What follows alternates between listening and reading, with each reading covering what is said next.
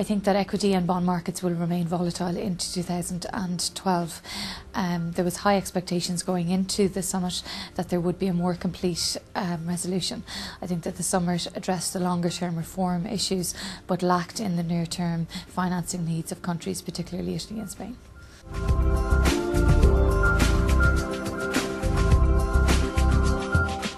Expectations going into the summit were high, particularly that EU leaders would agree on closer integration. This would allow policymakers in Europe to step up the support that they were going to provide to governments, either through a longer term support mechanism or through ECB being more active in government bond markets.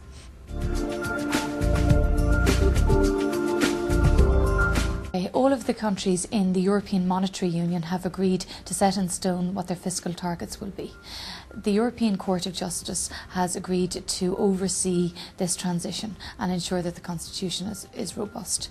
The European Commission will also be more involved and will look at government budgets before they're fully agreed at a national level, and will veto those budget changes if they don't comply with the Stability and Growth Pact.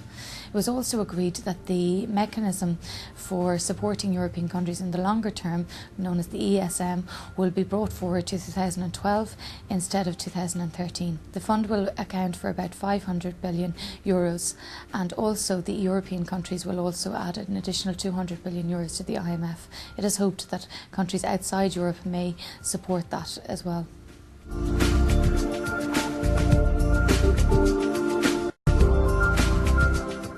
One of the biggest risks going into 2012 is how Italy and Spain are going to finance themselves.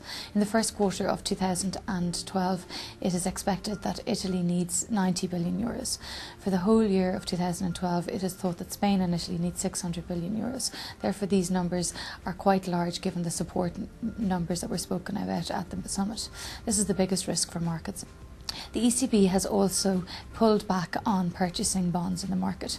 This is quite unclear at the moment, but could lead to a lot of volatility for government bond markets. Political decisions have to be made and political agreements have to support the summit that was agreed last Friday.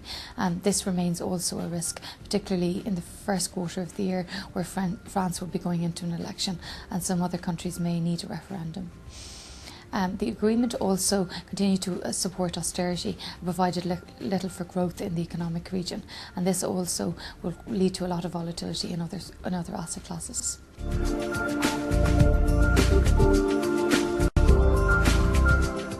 We continue to expect the flight to quality to persist, and AAA government bond yields will remain low in this environment. On the other hand, peripheral government bond yields will remain volatile.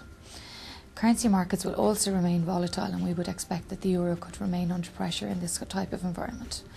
For equity markets, globally equity markets have been more resilient to the crisis than European equity markets. Currently, European equity markets appear to be pricing in a recession, as valuation levels are very close to long-term low levels. However, if the recession was to be more severe or more prolonged than currently expected, equity markets globally would be very volatile as well.